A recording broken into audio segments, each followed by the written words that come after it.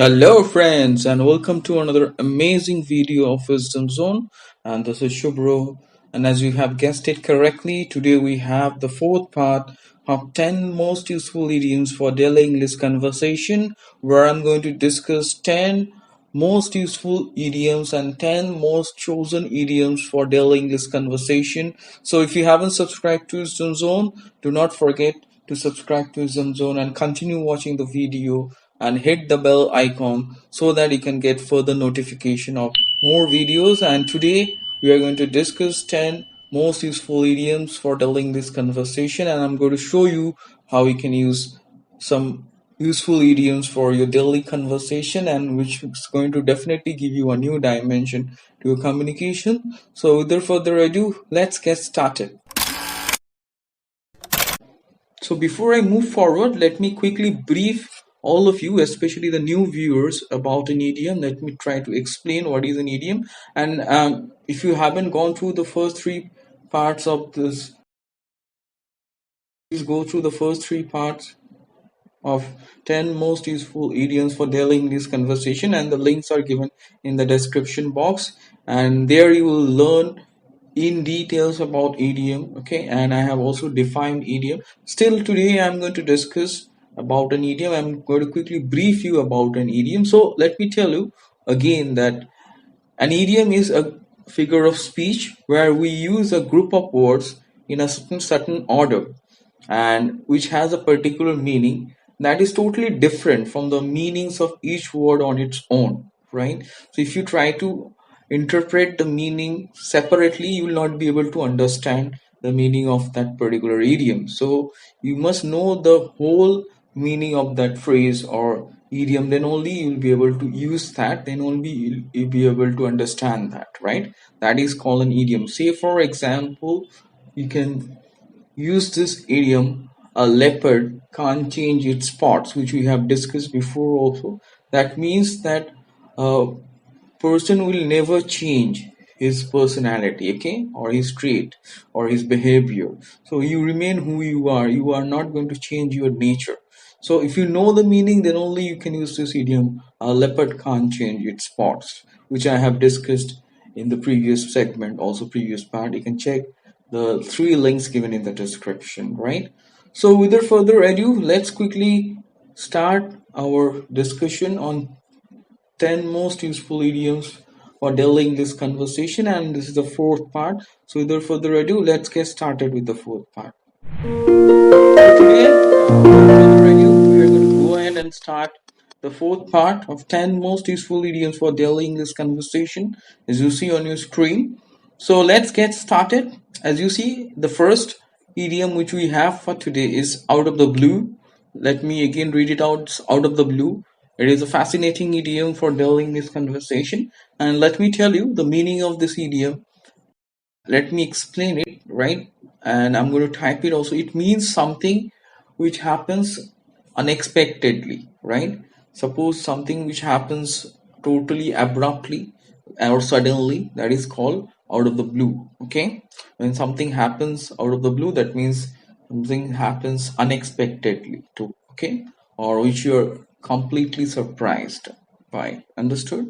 So that is called out of the blue. So let me type you the meaning as I'm typing it. It means unexpectedly, right? And abruptly also, you can say something that happens unexpectedly or abruptly. So let's go ahead and see the example given here. So let me read it out. My childhood friend Sam called me out of the blue. That means he called me suddenly, abruptly, and I was not expecting that. Okay, so that's the way you can use this beautiful idiom, out of the blue. That means something that happens suddenly or unexpectedly, okay, or abruptly also, you can say.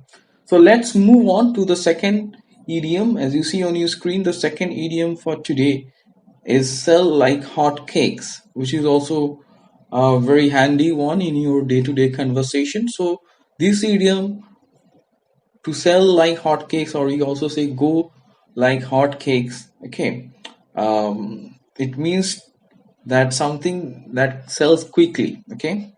Or let me type you the meaning.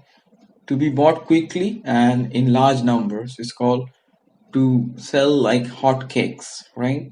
That means something that sells quickly, okay, and can be bought in large numbers, okay, and which is very popular and selling quickly. It's called sell like hotcakes. So let me read out the example. The new 5G handset is selling like hotcakes. That means it is selling fast, okay, and in large numbers, okay. So I hope you understood how you can use this idiom sell like hotcakes. So up next we will see the third useful idiom for daily English conversation. That is on your screen is given a fish out of water. Okay, so let me read out a fish out of water. This idiom means to feel awkward because of an uncomfortable situation, right? Because maybe you are in some uncomfortable situation, you feel awkward, okay, or someone feels awkward. That is called to be a fish out of water, right? So let me type the meaning over here. It means to feel awkward because of an uncomfortable situation someone is in, right? So let's quickly read out the example. Roy looked like a fish out of water while giving the presentation on the ERP.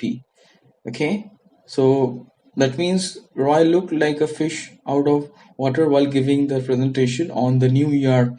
That means he looked uncomfortable, he looked out of place, okay, and he looked awkward because maybe he was not prepared, so that's why he looked like a fish out of water, right? So like this way you can use this beautiful idiom that means to look awkward, okay, because of maybe you're put in some kind of uncomfortable situation or you're in some uncomfortable situation, okay. So let's move on to the next one.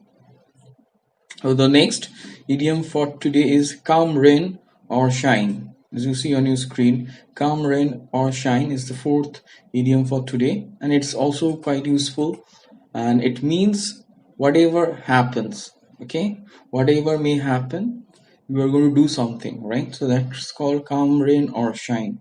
So it simply means whatever happens or whatever may happen, so you are going to do something, right? So as I have typed the meaning, whatever happens or whatever may happen.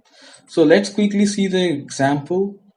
Come rain or shine, I will watch all the FIFA 20 matches, okay. That means I'm going to watch all the matches. So that's why I can say I come rain or shine, I will watch all the FIFA 2022 World Cup matches, right? That means I'm going to watch them no matter what happens. That's the way you can use this. So up next we will see the fifth idiom for today, that is cost an arm and a leg. Now this idiom means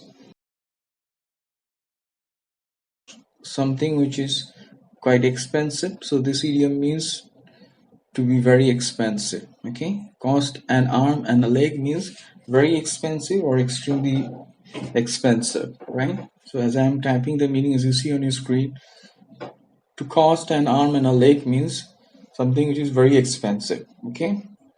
So as you see the example, let me read it out. I want to buy the latest 5G smartphone, but it might cost an arm and a leg. So obviously I want to buy it, but it might cost me a lot. It's very expensive perhaps, right? That's the way you can use this idiom to signify something which is quite expensive, okay. So I hope it's clear. So let's quickly move on to the next one. So as you see, the sixth idiom for today is a short fuse. Let me again read out it. It's a short fuse, okay. So this is also a handy one. It can be used to talk about an individual. So let me explain the meaning. It means to lose temper quickly or to get angry easily, okay. So let me type the meaning: to lose temper quickly or to get angry easily, right? That means a short fuse. Let's see the example that's going to help you to understand this idiom in a better way. Our new maths teacher has a short fuse, so please behave properly in the class, warned Sam. That means the person has a short temper.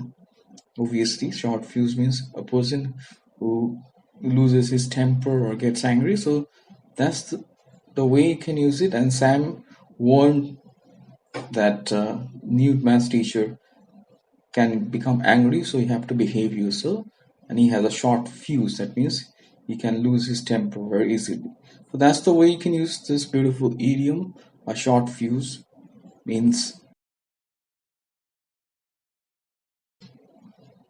getting angry easily or to lose your temper quickly. Okay, so up next we will see the next one, that is number 7, that is given on your screen. A needle in a haystack, right? So let me read it out. A needle in a haystack. So this is also a very important one. It means something that is very difficult to find. Okay, because maybe it is lost in a place where it is very difficult to track. Okay, so that means it is slightly difficult or next to impossible to find. Okay, because maybe it is lost in a place which is quite large, right? So that's the meaning of this idiom. A needle in a haystack, something that is very difficult to find because maybe it's lost, or to track it is because it is in a place which is quite big, right? So let's read out the example. I lost my ring in the garden, and searching it will be like looking for a needle in a haystack, right? That means it would be very difficult because I lost that particular ring in the garden, which is such a big place, and it's very difficult. It's next to impossible to find it out. Okay, from that big place, such a small item. It's just like looking for a needle in a haystack, right? So that's the way we can use this beautiful idiom, a needle in a haystack, right? So up next, let's quickly move on to the next one. That is number 8. That is given on your screen. That is go down in flames. So this is also a very useful idiom. So this idiom is also useful in the sense that it can be used in your day-to-day conversation. So go down in flames means to fail spectacularly, right? When you fail spectacularly, or when something fails in a spectacular manner, that is called to go down in flames. So as I have typed the meaning, as you see, to fail spectacularly, right?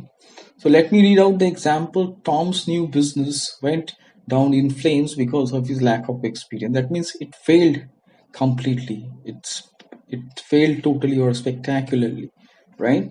Because of his lack of experience. That's the way you can use. That means to fail spectacularly, right? So up next we will quickly move on to the ninth idiom for today. That is given on your screen. Let me read it out. It's make hay while the sun shines. Make hay while the sun shines. I have previously discussed this as an example while discussing about an idiom. So let me elaborate the meaning here. Make hay while the sun shines means to make good use of the opportunity. Or if you get an opportunity to make good use of an opportunity, is called to make hay while the sun shines, right? When you are presented with an opportunity and you make good use of that, full use of that, that is called to make hay while the sun shines. So as I have typed the meaning, as you see, to make good use of an opportunity presented. So let's see the example over here. Our manager said the demand for the new phone is shooting up.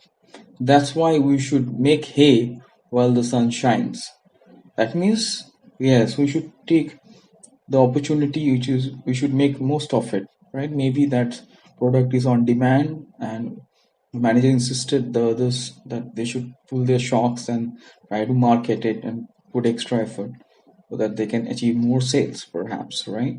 So that's the way you can use make hay while the sun shines. That means to make the most of out of an opportunity presented. So at last, let us turn our attention towards the 10th idiom for today, that is given on your screen for daily English conversation. That is, don't count your chickens before they hatch, which is also an amazing idiom in its own. So don't count your chickens before they hatch means that you should not make plans hoping good things will happen, right? That means you cannot make plans beforehand hoping that something good things going to take place or happen, right? That's the meaning of it. Let me type the meaning again. That means you should not make plans hoping good things will happen, right? So let's quickly read out the example. Paul was elated to know about his increment, but I told him not to count his chickens before they have hatched, right? I hope it's clear. Paul was elated to know about his increment, but I told him not to count his chickens before they have hatched, right? So that means that the person was trying to celebrate, and maybe the person was trying to celebrate about his promotion, which was not confirmed, perhaps. That's why it's important to make that person remember that one should not count the chickens before they have hatched, right? So you should be confirmed that you have got something, then only you can celebrate, right? And you should not hope that things will happen for you, good things will happen and start doing things. So I hope you understood this idiom. You can use the idiom in your day-to-day conversation. So I hope you found all these 10 idioms and the fourth part of 10 most useful idioms extremely useful as usual. So let me quickly scroll up so that we can go through the meanings and the examples once again, and you can take a screenshot, and I'm quite sure you're going to try and make sentences, and you can comment below. And I hope you found this video also fascinating as usual. And if you haven't subscribed to Wisdom Zone yet, do not forget and subscribe to Wisdom Zone and hit the bell icon and continue watching this channel. And I'm going to come up with more videos on idioms and spoken English and advanced communication. So stay tuned for that also.